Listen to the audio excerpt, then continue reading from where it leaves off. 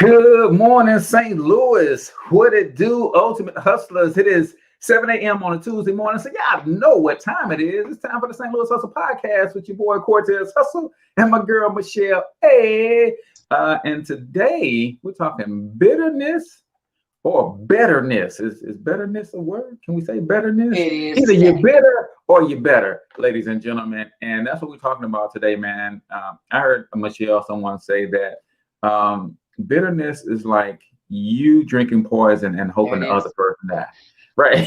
So that's foolishness. We're gonna get all the way up into that this morning. So y'all do us a favor, comment in the chat where you're from, drop the name of your business and or your brand if you like a free business shout out, and smash that share button, ladies and gentlemen, and let's kick it. Growing up in St. Louis has never been easy, and most say if you want to succeed here, that you must leave and put down roots somewhere else because of the strong crabs in a barrel mentality here. I don't know if I'm just an optimistic person, but to see people like Chuck Berry and Nelly make it in the music industry, or the Roberts brothers and Dave Stewart in business, or William Lacey Clay Jr. in politics, can we blame the city, or is it that people just aren't hungry enough? We're talking to all of the movers and shakers in this town, from entertainers to politicians, social activists and organizers, and of course, entrepreneurs. Is there a curse on this city that holds people back? Is there an unseen hand that decides who makes it and who doesn't? You're about to find out. Welcome to St. Louis Hustle.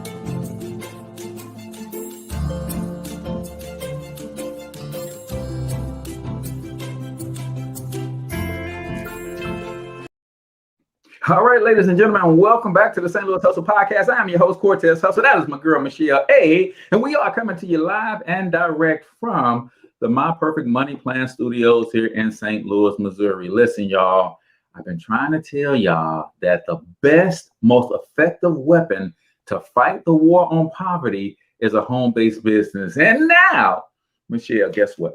If they want to partner with me, in a home-based business, they're going to be able to save $99. So I'm giving a cash flow credit to anybody who wants to partner with me in MWR Financial. And so for $128, you have your own home-based business that includes an instant pay raise, right? We can increase your paycheck on your job.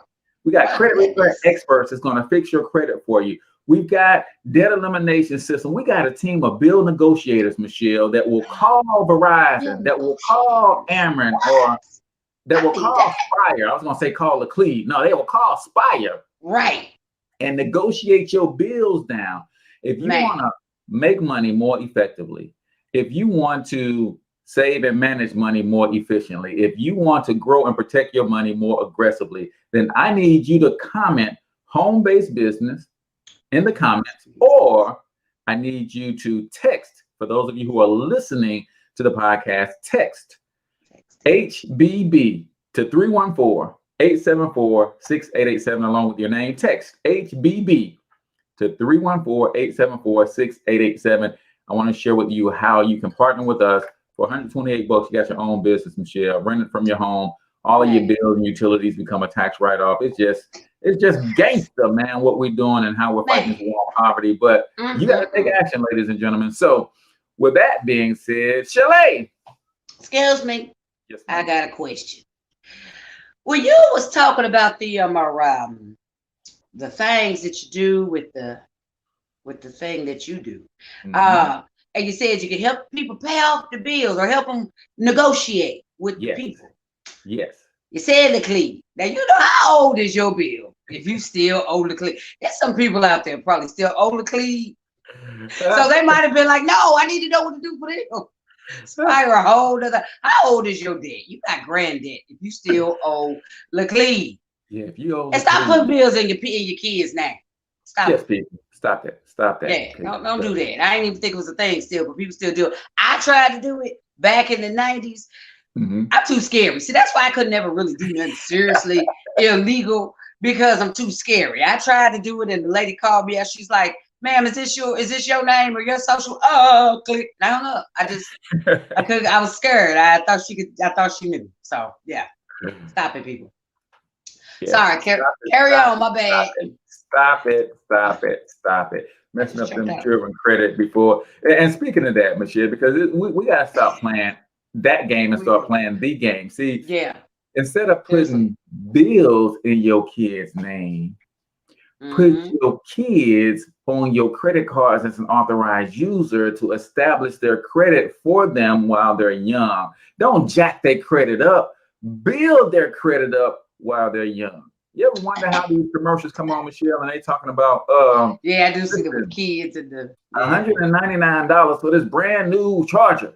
I'm like, who's paying $199? Well, if your kid been having credit being established for them since they were 12, by the time they go to college, they getting the charger for $199 a month. So stop putting the bills in their name and start learning how to build credit in their name. That's excellent. I'm gonna just say this. That is why we need people like you in the for this generation, I'll say, because there's such a stigma, right? Especially in urban communities. It can be a stigma a lot of places, but it's probably primarily in the urban communities where we ain't doing that, because little Junior gonna take his credit card. If he don't beg you out of it, he gonna steal it and then buy all the Jordans and video games his little heart can buy. And then before you know it, Junior done jacked up your credit. There's a fear of allowing children to establish and earn credit. But I believe with people such as yourself that can teach adults how to respect credit. If we teach the parents how to respect and do credit, they can teach the children how to respect and do credit. There's no reason why other races can get this right and we can't. You know what I'm saying? We just have to be smarter. Parents, old school parents. I've talked about it before. I had parents that didn't let me into the finance. It was like, no, it's not your business. Some older people just shut their kids out, and sometimes we had to figure it out on our own. I'm not a good figurer outer. And but I think that's how we wind up with those stigmas in our community. Right. So all jokes aside, teach your kids how to use credit so that they can get to build credit at a young age. Yeah, Michelle, we got to have just as consistent as your church has Bible study and choir rehearsal, you need money rehearsal too. You need a money practice day. Yes. Too. Like seriously. And in fact, before I let you say how your weekend was, let me just drop this on the fellas. Go ahead. Fellas, I just dropped Financially Lit Fathers. The community is live and cracking on Facebook now. Over 180 people flooded in that thing like the first day that we rocked it. So I'm teaching men how to get their money right. If you want to make money more efficiently, here's the deal, Michelle. What I tell people all the time is you might not be struggling financially, but if you can make the same money you're living on right now in half the time, what would that do for you? Right. That gives you more time with your family. Yep. And that gives you more time in community. Just like Michelle, we have an absence of our presence in our communities. Oh, that's why because we're working. Because we working, right? And don't feel shame, fellas. You got to go to work, put food on the table. But if you can make money more efficiently, same money you making right now, making in half the time, you got more time to be with your family and more time to establish a presence in the community. Save and manage money more effectively. Yeah, right. Absolutely. Stop letting our money get away from us. Know how to. They say it ain't what you make, it's what you keep. That's true, but so true. It's about what you do with what you keep, right? There it is. And then grow and protect that money more aggressively. We got to get aggressive about our finances, man. With this old passive approach, hey, it come and it go. It is what it is. Nah, man, that ain't gonna work. So yeah, we're gonna get them all the way together. But in the meantime, sis, how was the weekend, Shell? How was your weekend? Why, thank you, second Shell, first Cortez. Thank you for asking. Now, you know what? The weekend was good. I pressed through a couple weeks back on the show. I ain't say nothing, but I had got a little convicted. You know, I'm always about somebody go get set free. I think you said something. I was like, I think I just got set free. You said bougie people use the excuse of they want to be perfect when they are procrastinators.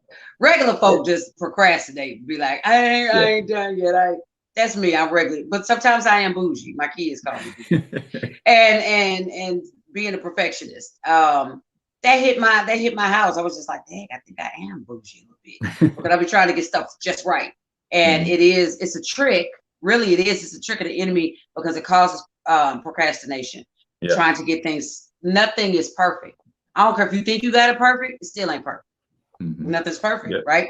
So this weekend, a good part of the weekend, I spent really working. So not trying to be perfect, but just trying to improve the place I'm at. So if I'm at this level, I'm trying to get next level in how I do what I do and being consistent in it. So I did spend a good portion of time doing that. However, I always make time for Soulard Saturdays. There you go. There you go. I love Soulard, and I could go Soulard by myself. I ain't got to have no company. I talk to people. I love it. I am actually negotiating, and I want to invite people to get on board with me with this. But I'm actually negotiating with a cameraman now. It's so hard. Anybody know a good cameraman? It's so hard to come by a good, reliable cameraman these days. Yeah. I need a good videographer that is looking for an opportunity to just, you know how you wait for that right lick? You be like, I just get that right. I'm gonna just I'm that right.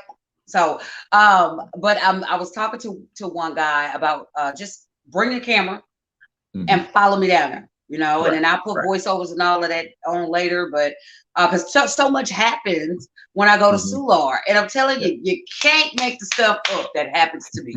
The stuff that I see and the conversations that I have, they just pop out of nowhere and happen. So I got to start getting it on film, but I just need that cameraman that's gonna be like, you know what, Shell, I know you fit the pop. This is the thing I've been waiting on. I just need that. So if you guys know a great videographer, man, send them my way. Please send them my way. So yeah, Soulard Saturdays, and went down there. Bloody Mary's jambalaya conversation, blah blah. That's what I did. Great time. It was a great time. I do. It's sad, but y'all told a couple months back, I told y'all I was going to abandon doing COVID numbers. We got to bring them back. Got to bring them back because folks won't do right. Y'all need to do right, okay? Because there's something happening now. We had a jump. You know, they talk about this new Delta. The Delta strand is going around, and Missouri. I think it's when I watch the news, they're saying Missouri is one of the highest. However, I think what it is, it's Missouri, Illinois, Kentucky. It's like that little 4 quadrant of states. Us 4 states have more than all of the other states singly. You know what I'm saying? And we're way up there. And we got to get our life together because folks is dying out here for real. So I'll just give you this. Now we're 1 week into July for real, and are approaching, we're in the second week. But the first week of July, we had 1,371 new cases with the Delta strand in just 1 week. Now, comparing that back to June, just 1 month ago, we had 470 new cases for that week. 470 versus 13. We more than double. And that's, the holiday, 4th of July, and cook out some family. Put a mask on or go get vaccinated, people. I look at it like this. Here's my spiel, and I ain't gonna go on no rant. Here's my spiel. Here's what I feel about the vaccine. Go ahead and get it. Some people can prolong it. You can prolong it. Some people shall remain nameless. If you can prolong it. But if you have to get it or you choose to get it, right? Some people are like, oh, we in the last days and they trying to put a chip in you and it's 666 and the devil and the devil. Listen here, let me tell you something. My God is bigger than this vaccine. God knows my heart. God knows I love him. I belong to God. There ain't a demon in hell that can snatch you from God's hand, especially not with no daggone virus. You know what I'm saying? So the fear that sometimes people put around that thing spiritually, let it go, people. Let it go. Get in your word and know that God loves you and his love is stronger than. And first, rightly interpret the word. You know what I'm saying? Anyway, we know that they can do things through the virus, but no. No. So if you can get the virus and choose to get it, if not, put a mask on when you go out, just to slow these numbers down. Folks dying out. So there it is. Rant over. That's crazy. Well, it's super crazy. Now it is time for the Michelle A word of the day. So let's do it some justice. And now the Michelle I word of the day. See, we got to get like a animated face or something for that, like a Max Headroom situation. We need that just to make it real for me. All right, so the Michelle A word of the day, I was thinking about all kinds of things. My mind be so full because I want to make this thing rich for y'all, right? But I was thinking, everyday situations come to me, and I think that's what I have to share with y'all. I have to share with y'all the real, tangible stuff that happens to me. So the word of the day is naysayers. What's a naysayer? You know, back in the day, my day, we called them a naysayer. Today, I think they call them haters. That's what we call them today, haters. And sometimes people don't mean to hate when they hate, but sometimes they just hate because that's what they do, right? I went to the doctor last week, and I was telling my doctor I hadn't been to in a while, and I was telling her, oh, I retired. My doctor, we have a great rapport. I've been going to her for over 10 years, and I told her about my situation. Well, look, I'm retired. And she got mad. I was like, what you mad for? What you mad at me for? She obviously didn't agree with my choice. And she said, oh, you retired. First thing out of her mouth was, how old are you? I said, well, I'm a young 49. I'm a young 49. And she said, I wouldn't have did that. I guess you got great faith, but I wouldn't have did that. I said, well, okay. I said, well, okay, well, God said and God did and God led, and that's what it was. God wouldn't have told me nothing like that. I got too many people I need to feed in this office. I wouldn't have jumped out there like that, ma'am. I wouldn't have did that. People depend on me. And in my mind, I'm thinking, how all of a sudden did this get to be about you? You know? And in a normal world, Michelle would have been discouraged. You know? One thing she said is, Michelle, I wouldn't have did that because God always told me to have a backup plan.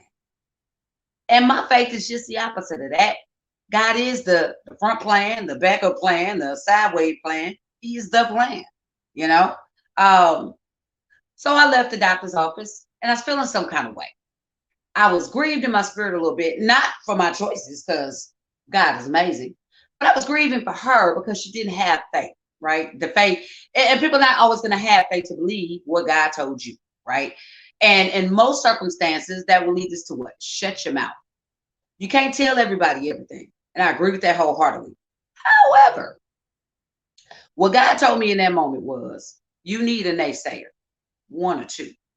You need to tell them what thus said the Lord in your life so that when it happened, they can see him. I don't want her to see me when the book take off or when the company take off or when God does the next big thing in my life. I don't need her to see me. I need her to see God.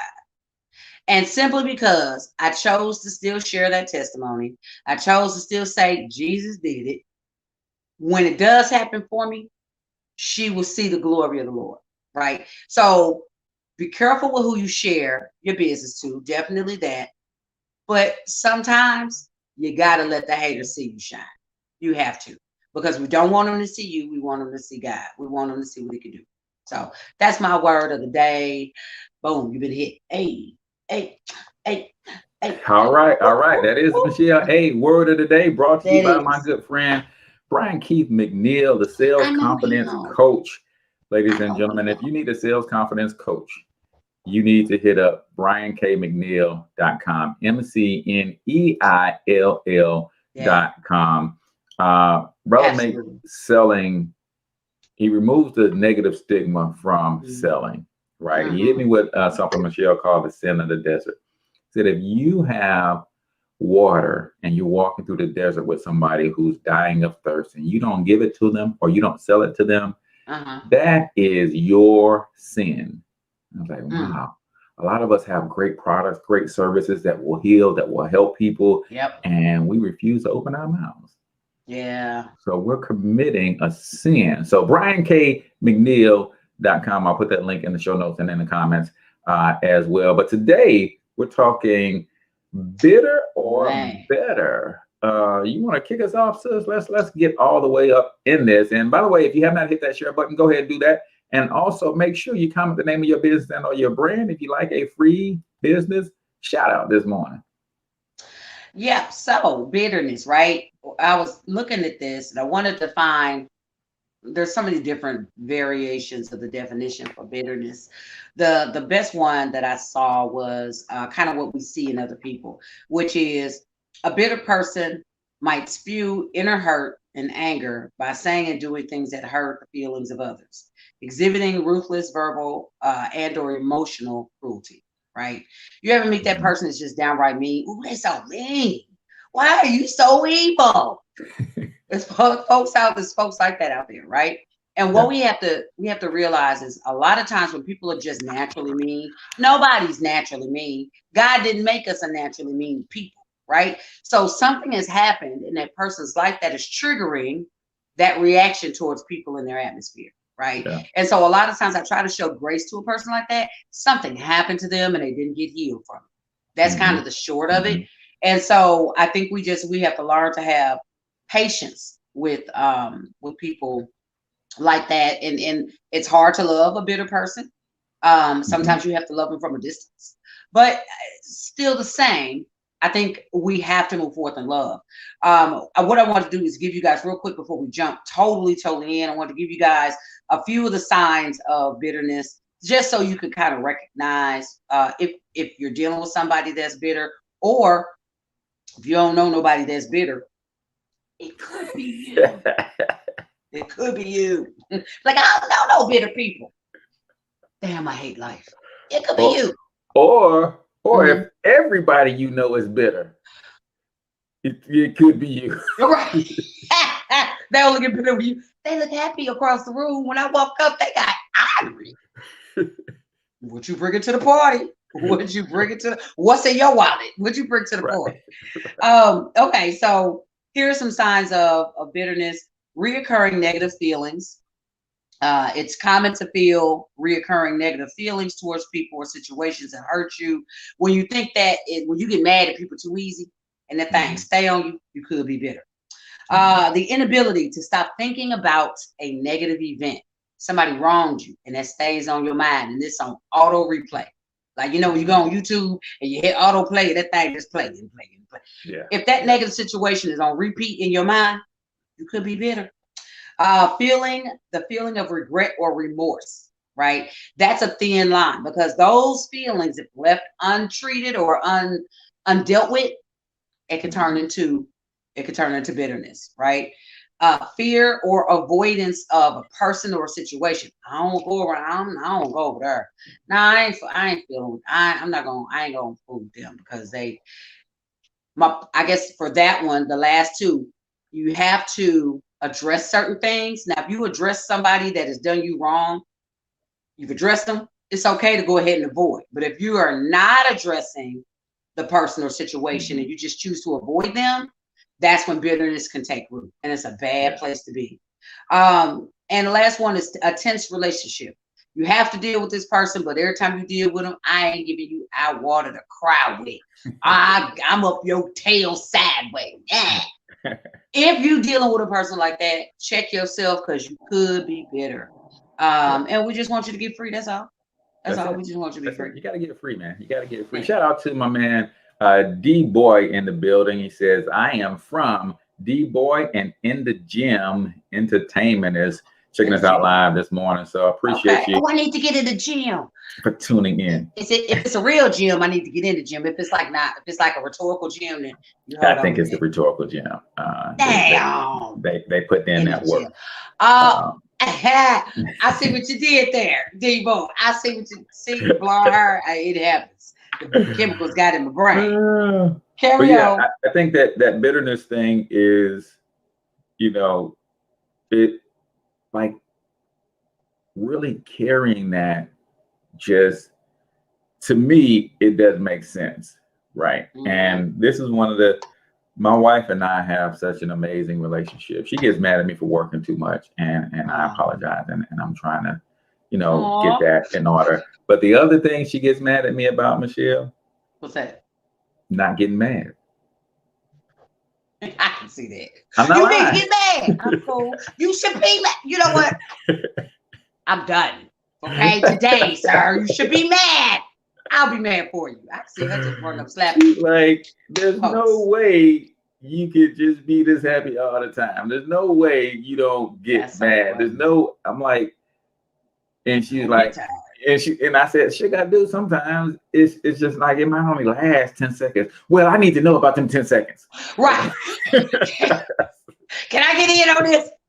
Can I be a part of the 10 seconds of your life? Knowing about me being upset gonna do for this 10 seconds, right? Feel better. I'm with you, Lee. It'll make you feel better about life. Okay. You want me to piss him off and make a bad girl? I got you. I got you. You know, I'm gonna call you a girl. For me personally, I don't understand it. You know, people will say things and people will do things and people will act away. And that's a part of life.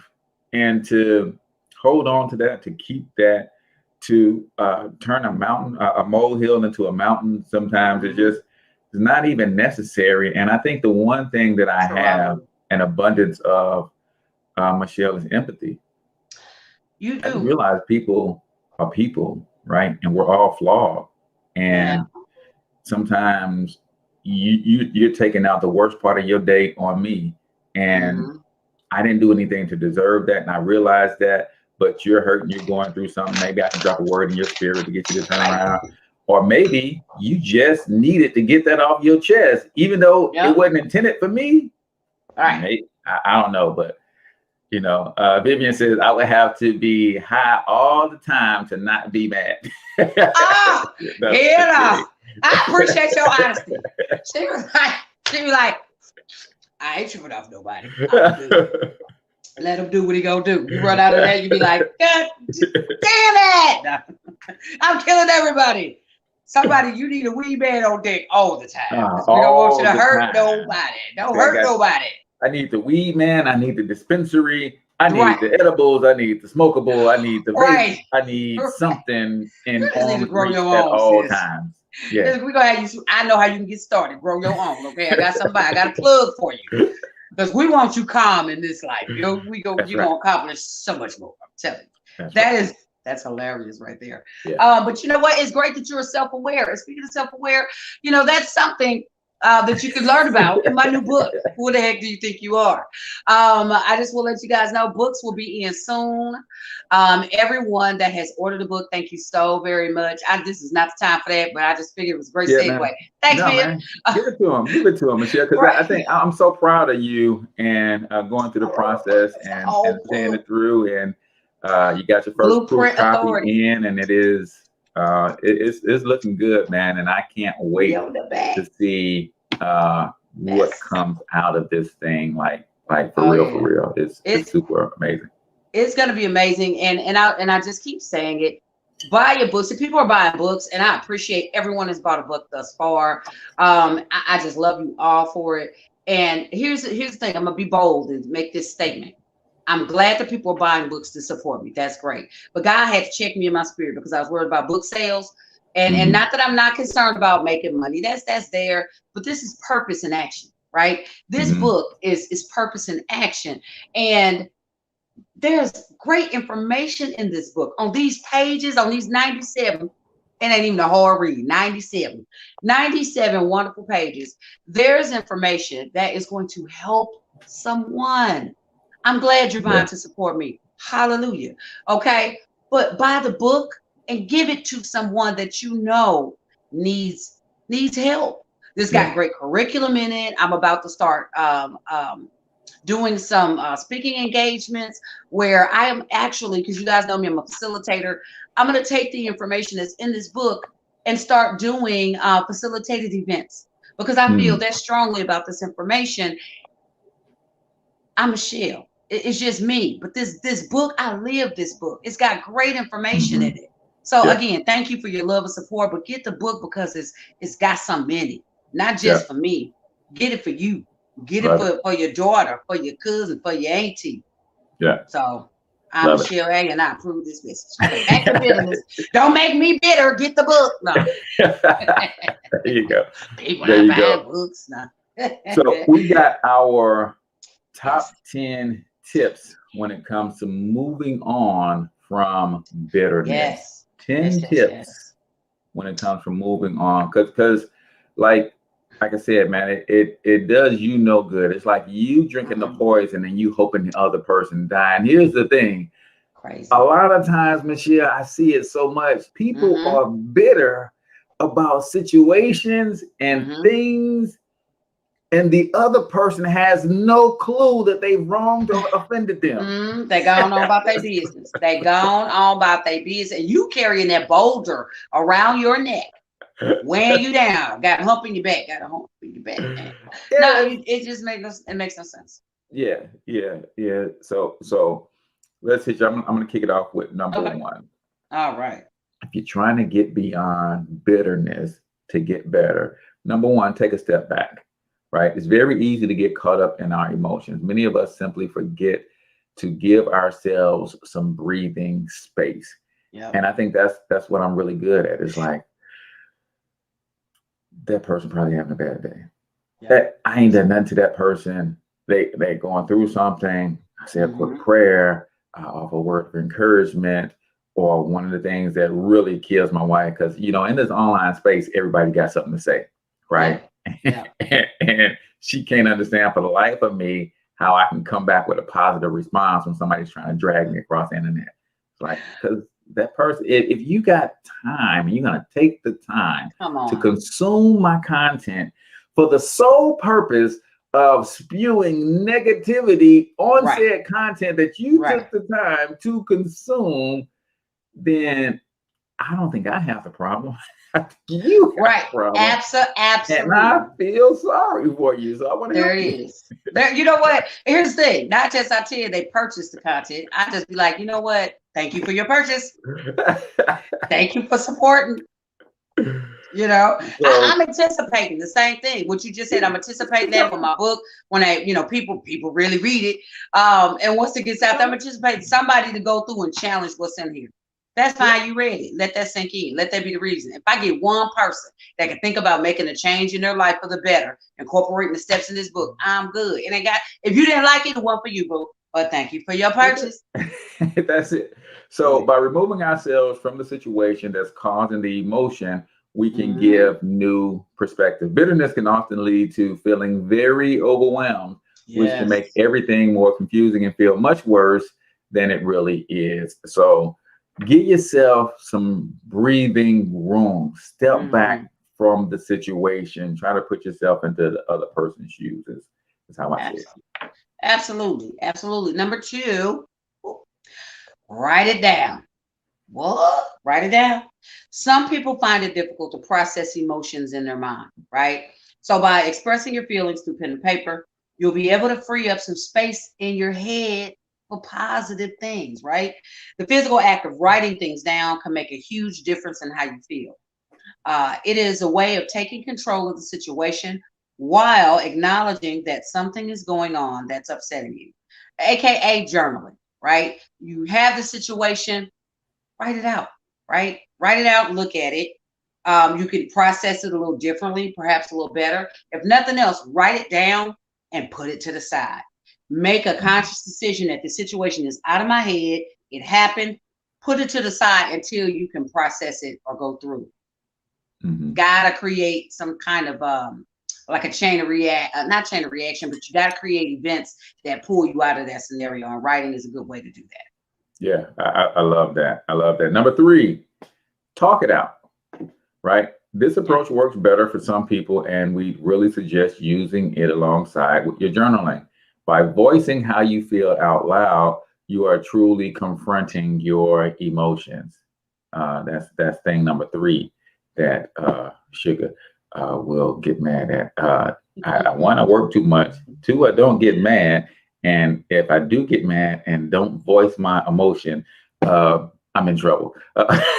So voicing your emotion.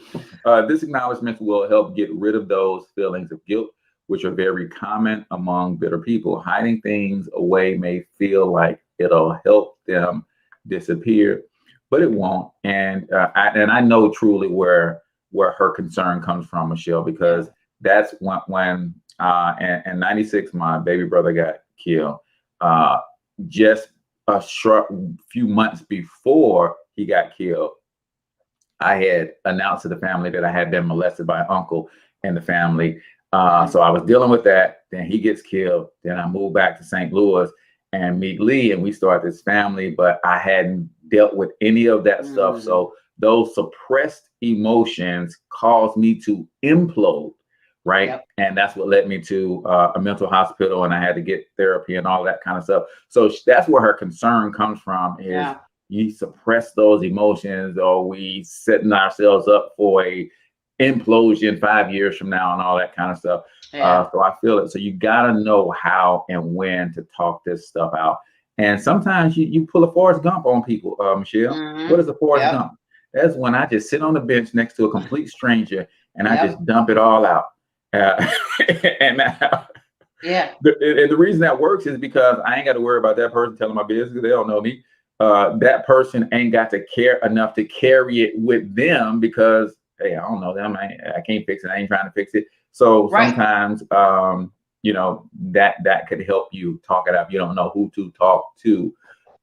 So talk it out, man. Voice how you feel to somebody. And of course, you know, the professionals out there, get in front of a professional and talk it out as well. Yeah, I totally love that. Now, the one I'm about to say is probably going to sound like an oxymoron. It's going to sound like I'm conflicting what you just said, but I promise we're going somewhere with this. Number 4, don't talk too much. Now, we want you to talk it out, but we want that talk to be healthy, and we don't want you to put that talk in a negative space, right? So don't do it too much. There has to be a balance in it, right? When you are talking it out, as Cortez said, it's great to talk to someone, a trusted source, great counsel. But women do this because I do this. I did this. Not working through it. Anywho, you get into a situation and we find ourselves talking to ourselves out loud. And there have been some times over the years where I've been in the shower, and even when my kids were at home, they'd be like, "Mama, who you talking to? Get out of my business." Because I'm in the shower just talking it. But what I was actually doing, get out of our business. Mama, who you talking? Get out of our business. I'm having a conversation here. What are you doing? You're interrupting. You know, but what I found myself doing was I was reliving it. I was talking and I was talking and I was playing the scenario over and over in my mind, and I was talking it out, but I wasn't talking to anyone. Your mind is not always your friend. And talking to yourself, even though you may be like, I know me. You don't. We already talked about that. You don't know you. But sometimes talking to yourself about a negative situation repeatedly, number 1, makes bitterness grow. And number 2, you don't have an opportunity to get wise counsel. There's no one that could say, you created that narrative. You misappropriated where that was. It's just you. And you ain't gonna be on your side. Yeah, you gonna be on your side. You be like, you know what, self? You ain't. I should have slapped fire from her. I know. Next time you should. I know. I think I'm gonna go in today and do that. You should. We're gonna get fired. It's okay. The whole lot can go on. Talk it out, but don't talk too much. Yeah, I love that. And really talking to and at the purpose of healing and overcoming. And not dragging it out and dragging it on, or like you ever seen two people argue, and one person is trying to end the argument, and then the other person is saying, "All right, I said what I said," and the other person is quiet, and because that person is quiet, the person that don't want the argument to end, and another mother loving thing. I thought you was going for it. I was like, whoa, he's going for it. Leave, get leave. He's going for it. It's like, wait a minute. We can't just let this be over. Right. So don't be talking too much for the purpose of dragging it out and, you know, trying to bait yourself or talk yourself up on doing. And it's crazy. It's crazy. Number 5, meditate. Meditate. Love it. Meditation is an effective self-improvement activity that you can easily incorporate into your daily life. Even if you take just 15 minutes a day to yourself, you'll start to notice huge shifts in how you feel. By having some time to yourself each day, you can check in with how you actually feel. Feelings of bitterness tend to be all-encompassing. They quickly become overwhelming and consume every waking thought. But here's what I found, Michelle. Mm-hmm. Sometimes we don't want to get quiet because the voice inside gets amplified. Yeah. Right. I know people like who literally, I remember I had a truck. I think it was a 75 Dodge something, right? Had no radio. Yeah, it was a 75 Dodge something. It had no radio, right? So most people, when they get in the car, the radio is already on. Right. So by default, you're not thinking your own thoughts because there's noise all around. Most people, when they come into their homes, the first thing they do is they turn the TV on, right? Mm-hmm. First thing that they do is they turn on the radio. They create noise. And I want to ask you to ask yourself, are you creating the noise because you don't want to hear that still voice that's trying to get your attention and get you moving in the right direction? Some people, Michelle, can literally never be alone. That used to be me. I didn't want to hear the still voice that says, I got something great for you. And you got to get in touch with the gifts and the talents that I gave you so that you can go out here and do some great things in the world. I didn't want to hear that voice. So I was the first to the party and the last to leave. Right. I never wanted to go home. I never wanted to be alone. I never wanted it to be quiet anywhere around me. Why? Because I didn't want to hear that voice get any louder.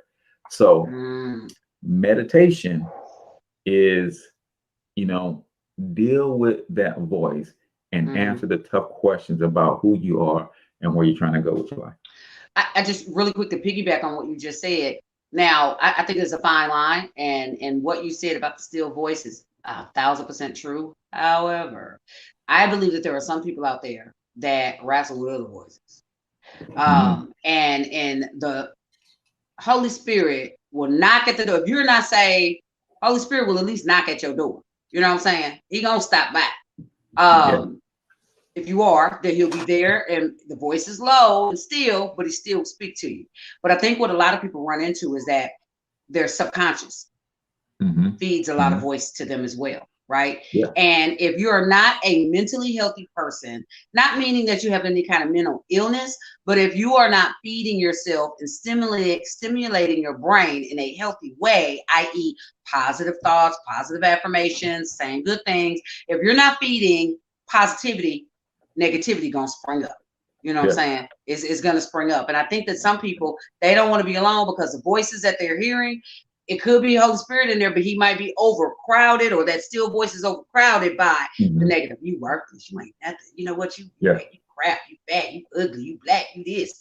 You know what I'm saying? And because they don't want to hear that either, they cut the music up because they don't want to hear. So it really depends on what you put in is what's gonna come out. You know what I'm saying? So if you get by yourself and you're meditating and you hear negative thoughts and those thoughts scare you, or you don't like them, what are you feeding your mind? You may need to listen. If you love music, you may need to listen to some gospel. If you watch TV, you may need to catch you some word, but you have to make a decision.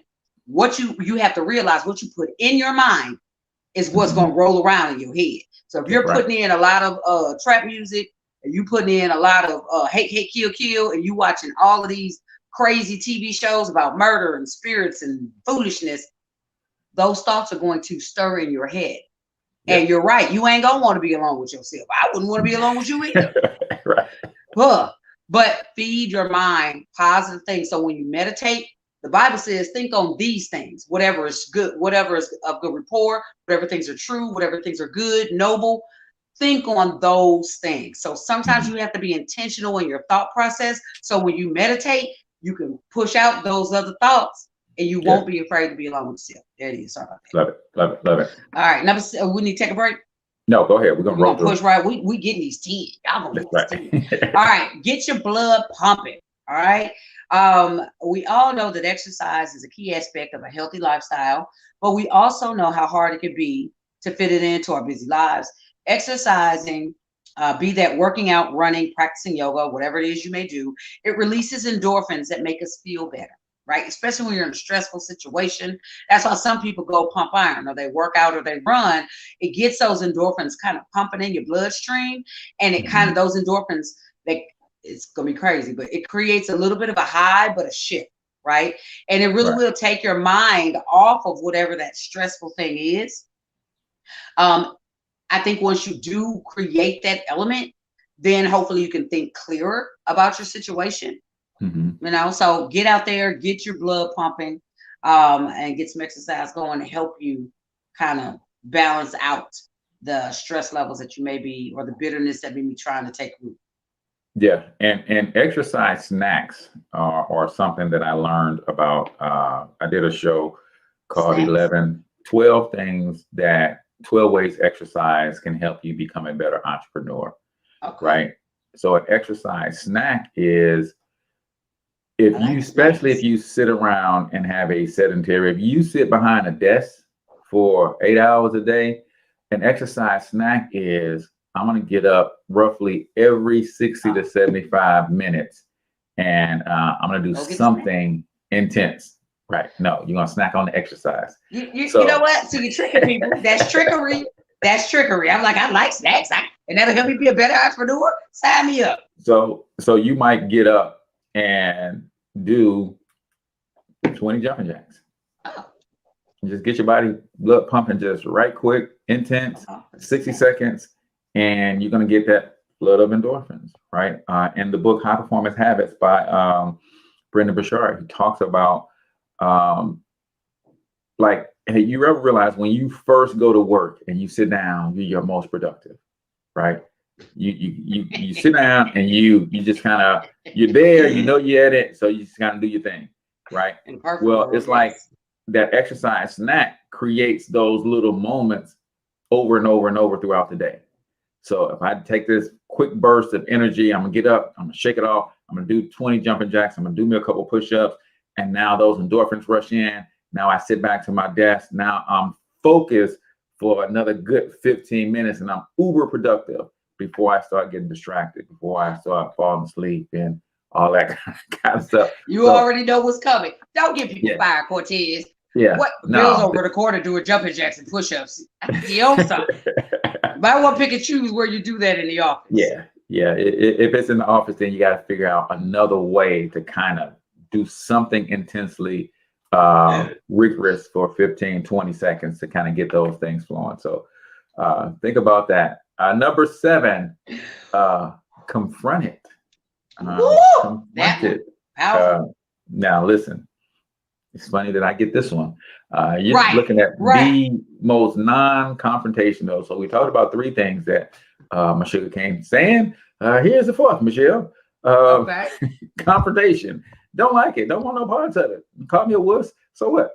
I'm just non-confrontational. That's that. I'm not trying to have any smoke with anybody or anything, right? But if you're trying to overcome bitterness, right, you have to confront it. Feelings of bitterness can often seem to arise from nothing.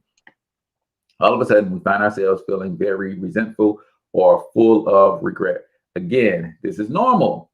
You are not alone in feeling frustrated, upset, or angry. The important thing is to move on from this. Having acknowledged your fear, your feelings through talking or writing, it's time to take the next step. Identify who is at fault here.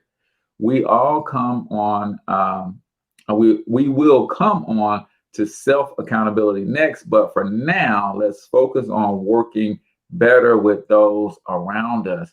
It's okay to say that somebody did this to me and caused me to feel this way. But Will Smith has a famous 3 or 4 minute clip where he talks about responsibility versus fault, right? It is this person's fault that this happened to me, but it's my responsibility to fix it. What a lot of times people do is they focus on the fault. Michelle, if you ran your car through the front of my house and the door's gone, it's cold, it's raining inside, it's your fault that it's like that. Sorry. But it's my responsibility to fix it. Now, I can sit in my living room while the rain is coming in and the wind is coming in and scream and yell and fuss that I wouldn't be in this situation if you didn't run your car through my front door. But if I don't fix it, it doesn't change. So, good luck with my insurance. so you got to confront it, and then you got to take responsibility for fixing it, right? Yeah. Irregardless of whose fault it is. You got to come out of that. It's your fault. You owe me. Yeah, that may be true, but at the end of the day, I got to fix it. Good luck waiting on me. You might want to fix that.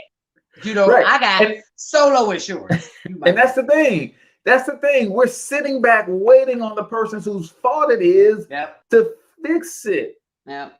It's not their responsibility to fix it. It's my responsibility to fix it. Now, I can sit back and wait on Michelle's solo insurance all day. Don't do it. I didn't pay this month. Don't do it. Just saying.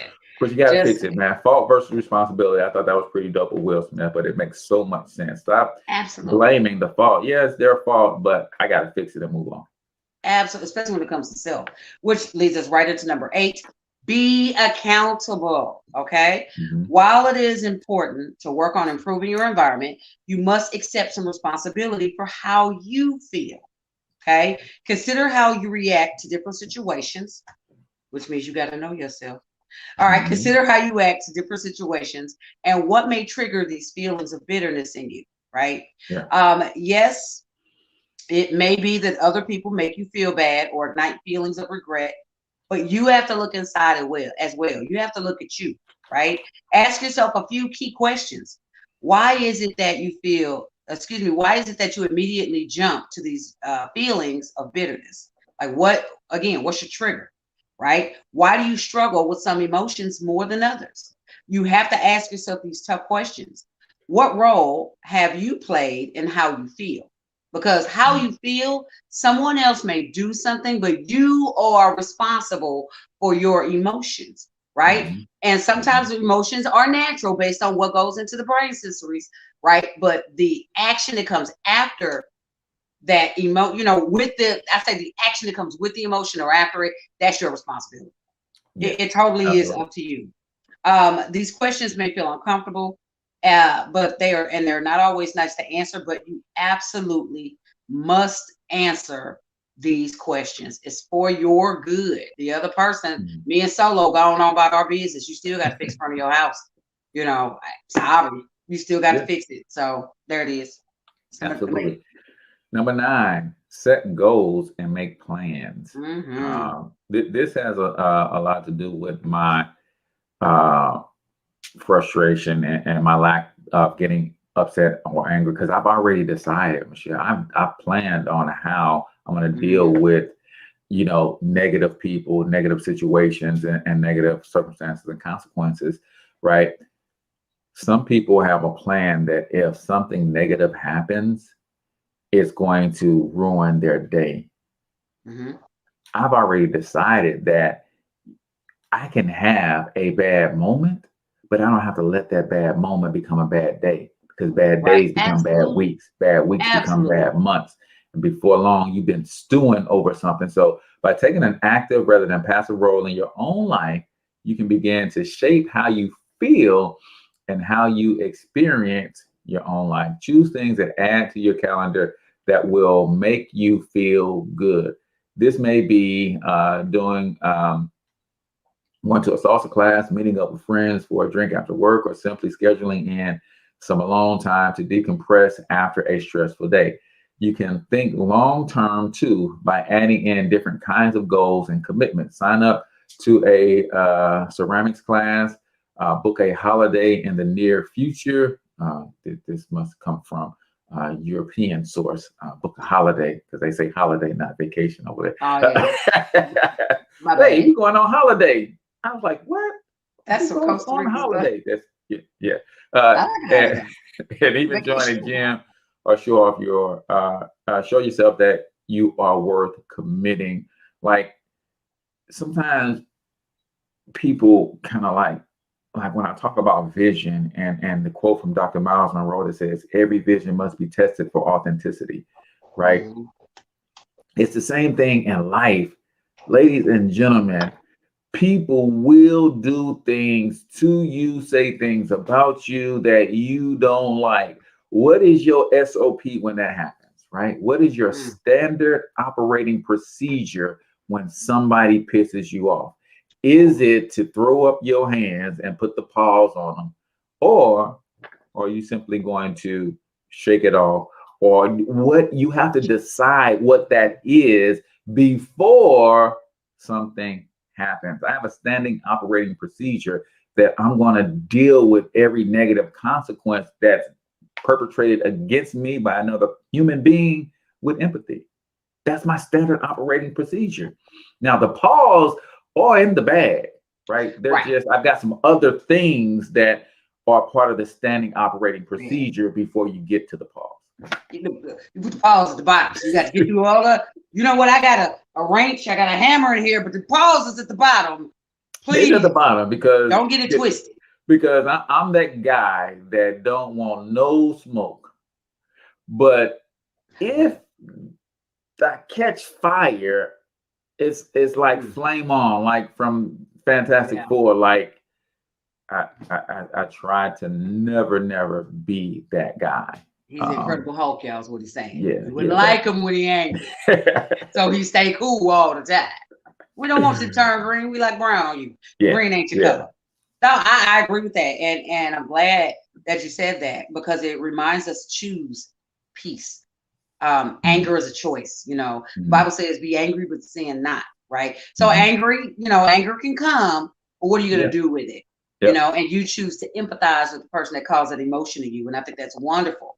You know what I'm saying? We have to walk in that. Like you said, pause is at the bottom. And if you dig deep enough, you go ignite this flame. And once it's lit, it's going to be hard to put that thing out. So I try not to light the fire. And that is the slow to anger. That's it. That's key. That's so key. All right, y'all. Number 10, determine your future, right? We only feel pain in relation to past events because we cling to them as a way of continuing to feel safe. And that's crazy, but that actually happens. This attachment to the past is often what brings up feelings of bitterness, resentment, and regret. Our discomfort is not necessarily linked to past events, but to our willingness to let go of them. That's key. Are we willing to let go? Feeling bitter can be linked to feelings of unfinished business and or lack of closure. That is so key. You've got to get that. Decide that you want a future that does not involve these emotions, and then do what you need to do in order to achieve it. Last point, letting go of the past, it can be hard, but it allows you to move forward freely and create a future that you not only deserve, but will thoroughly enjoy. It sounds much easier said than done, as most things do related to self-care, but moving on and personal development is what's going to be best for you. It'll serve you best in the end. Boom. That's it. I had a guy on my show.